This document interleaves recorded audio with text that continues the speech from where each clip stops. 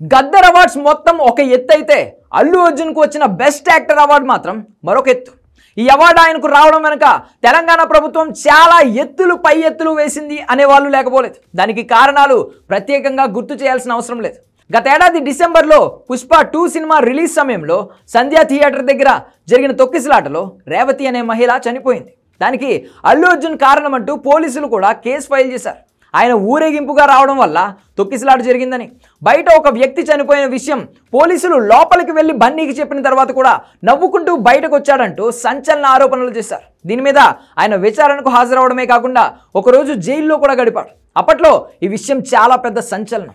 National media కూడా మొత్తం తెలంగాణ మీద సెపరేట్ ఫోకస్ పెట్టింది. ఇంకా చెప్పాలంటే రేవంత్ రెడ్డి వర్సెస్ అల్లు అర్జున్ అంటూ కొన్ని రోజులు నేషనల్ మీడియా వరుసగా కథనాలు కూడా ప్రచురించింది. కేవలం తన పేరు మర్చిపోయాడనే కోపంతోనే రేవంత్ రెడ్డి ఇదంతా చేశాడంటూ జాతీయ మీడియా సైతం కథనాలు రాయడం దేశవ్యాప్తంగా చర్చనీయాంశమైంది. ఇలాంటి సమయంలో ఇప్పుడు గద్దర్ అవార్డ్స్లో అల్లు అర్జున్ ఉత్తమ నటుడిగా అవార్డు అందుకోవడం ఆసక్తికరంగా మారింది. అయితే ఈ అవార్డు అందుకున్న సందర్భంగా ట్వీట్ చేశాడు బన్నీ.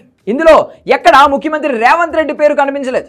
పుష్ప 2 చిత్రానికి ఉత్తమ నటుడిగా గద్దర్ అవార్డుకు ఎంపిక చేయడం గౌరవంగా భావిస్తున్నా అని చెప్పాడు. ఈ గౌరవం కల్పిస్తున్న తెలంగాణ ప్రభుత్వానికి నా హృదయపూర్వక ధన్యవాదాలు అని తెలిపాడు.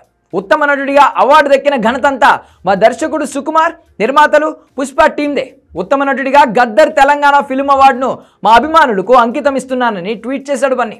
అభిమానులు చూపించే అవాజ్యమైన ప్రేమ, మద్దతు నాలో స్ఫూర్తిని నింపుతూనే ఉంటాయంటూ రాసుకొచ్చాడు. తెలంగాణ ప్రభుత్వానికి అని చెప్పాడు కానీ ముఖ్యమంత్రి పేరు కూడా తీయకుండా జాగ్రత్త పడ్డాడు అల్లు అర్జున్. ఇప్పుడు ట్వీట్ వరకు ఓకే, రేపు అవార్డు తీసుకునే సమయంలో ఖచ్చితంగా ఇద్దరూ ఎదురెదురు పడతారు. అప్పుడు ఏం చేస్తారు? ఆ రోజు కూడా ఇలాగే ఎడమొహం పెడమొహంలా ఉంటారా, లేదంటే అంతా మర్చిపోయి బాయ్ బాయ్ అనుకుంటారా? చూడాలి.